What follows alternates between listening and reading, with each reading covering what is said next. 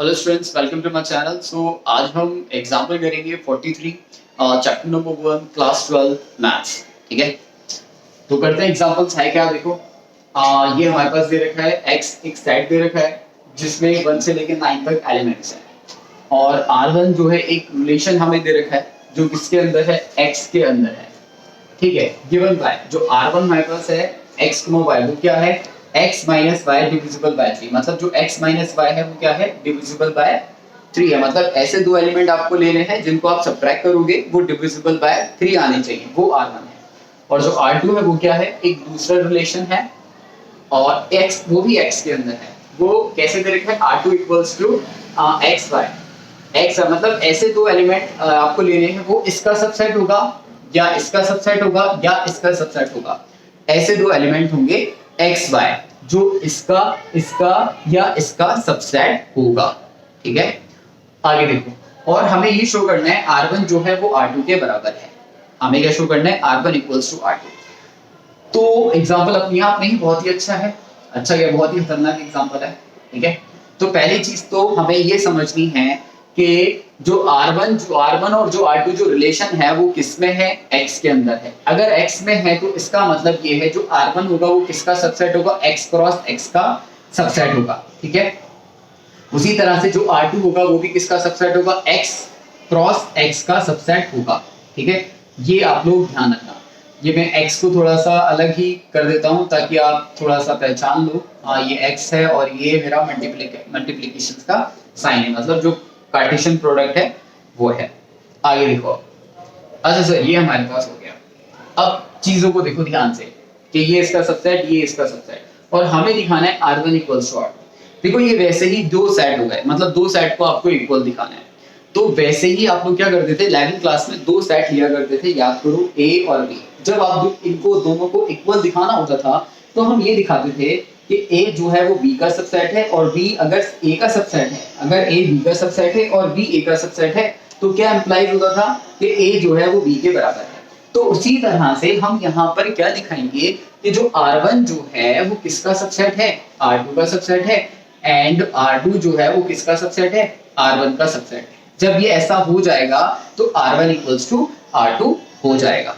Simple सी बात है। तो हमें सिंपल सी बात है ये दिखाना है, ये दिखा देंगे तो r1 इक्वल्स टू r2 अपने आप में ही बराबर हो जाएगा। अच्छा सर, ये दिखाना है, बिल्कुल।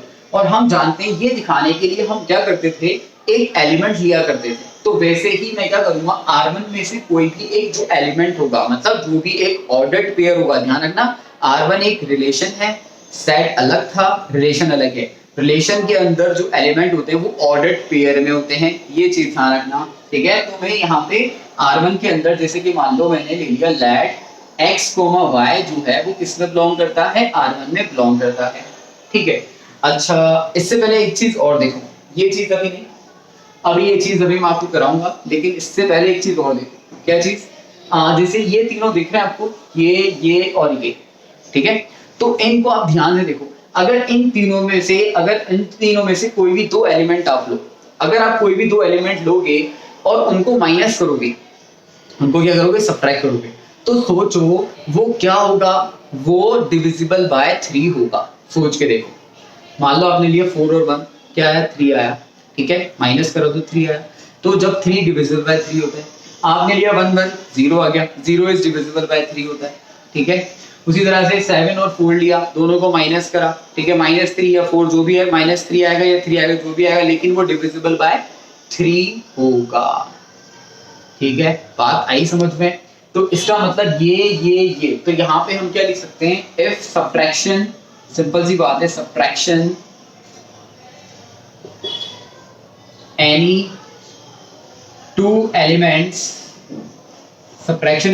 एलिमेंट्स ऑफ किसके, 1, 4 और ये 7 और 2, 5, 8 और 3, 6, 9। ठीक है, अगर मैं कोई भी दो एलिमेंट लूं, इसमें से और उनको सब्ट्रैक्ट करूं। ठीक है, सब्ट्रैक्शन एनी टू एलिमेंट्स, यहाँ पे एलिमेंट्स भी लिख लेते हैं, एलिमेंट्स ऑफ दिस और दिस। ठीक है, इज डिविजिबल बाय 3। वो क्या होगा, डिविजिबल बाय 3 होगा। सोच के देखना आप लोग, डिविजिबल बाय 3। ठीक है, बात आई समझ में? वो क्या हो जाएगा, डिविजिबल बाय 3 हो जाएगा। चलो ये हो गया। अब वही चीज मुझे सबसेट दिखाना है, तो मैं क्या करूंगा, एक एलिमेंट लूंगा। तो मैंने क्या ले लिया, लेट एक्स वाई या ए बी कुछ भी आप ले सकते हो। मैंने एक्स वाई एक एलिमेंट ले लिया जो किसमें बिलोंग करता है, R1 में बिलोंग करता है। अगर एक्स वाई R1 में बिलोंग करता है तो हम R1 को देखेंगे, R1 है क्या, R1 ये है x minus Y divisible by 3। तो यहाँ पे मुझे क्या लिखना है, x minus Y divisible by 3, ऐसा मुझे लिखना है। सिंपल सी बात है, क्योंकि ये इसमें बिलोंग करता है। अगर ये इसमें बिलोंग करता है तो ये डिविजिबल बाय 3। अब एक बार आप खुद सोचो, दिमाग लगा के सोचो कि यहाँ पर जो भी दो एलिमेंट होंगे इंप्लाइज दैट, जैसे कि मैं कोई भी दो एलिमेंट लूंगा, ध्यान रखना ये क्या है, एक सेट है।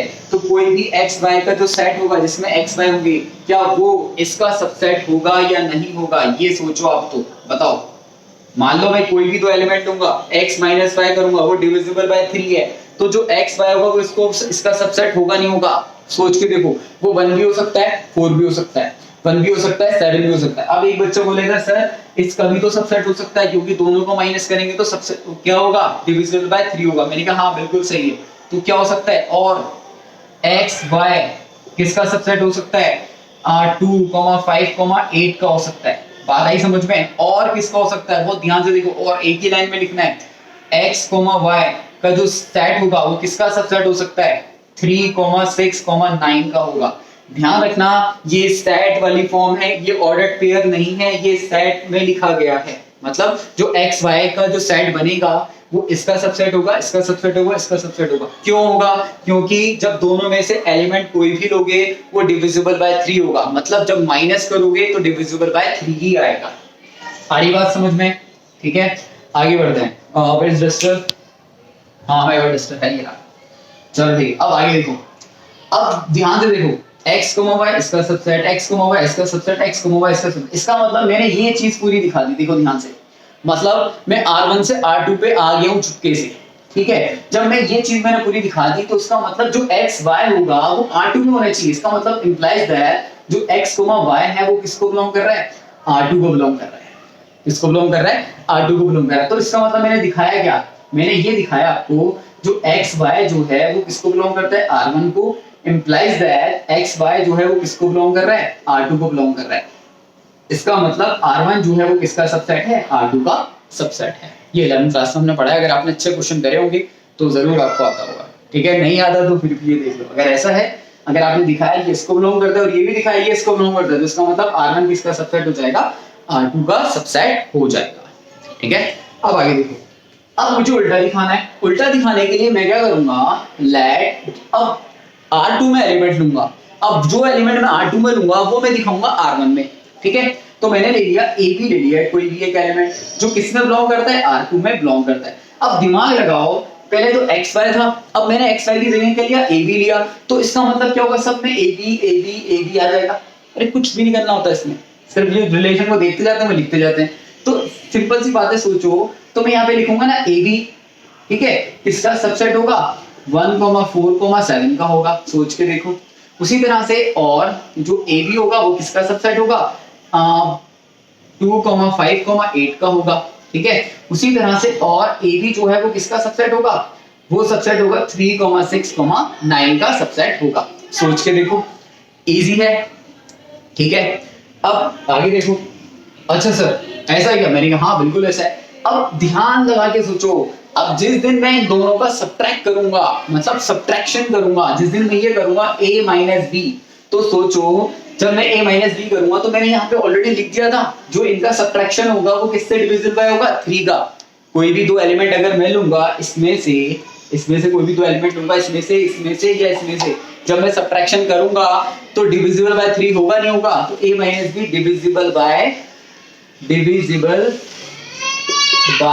3। किसका डिविजिबल हो जाएगा, 3 का डिविजिबल बाय हो जाएगा। सोच के देखो, मैंने ऐसा लिखा तो मैं लिख सकता हूँ ना, अरे इनमें से कोई भी एलिमेंट ले लिए मैंने 2, ठीक है, सब्ट्रैक्ट करो तो क्या आएगा, डिविजिबल बाय 3। अब देखो a minus be divisible by 3, मतलब मेरा रिलेशन r में आ गया, R1 में आ गया। तो x माइनस y था, अब x माइनस y की जगह a माइनस b है। देखो ये x माइनस y लिखना है और x माइनस y, लेकिन a माइनस b, तो मुझे यहाँ पे क्या लिखना है, a माइनस b। तो यहाँ पे क्या हो जाएगा, इंप्लाइज दैट ए बी जो है वो किसको बिलोंग कर रहा है, R1 को बिलोंग कर रहा है। ठीक है, तो यहाँ से हमने क्या लिखा, तो जो जो AB जो है वो किसको बिलोंग करता है, R2 को, implies that AB जो है वो किसको बिलोंग करता है, R1 को बिलोंग करता है। तो इसका मतलब क्या हो गया, R2 जो है वो किसका सबसेट हो गया, R1 का सबसेट हो गया। अब देखो ये है फर्स्ट और ये है हमारे पास सेकंड, तो सिंपल सी बात है, R1 R2 का सबसेट है, R2 R1 का सबसेट है।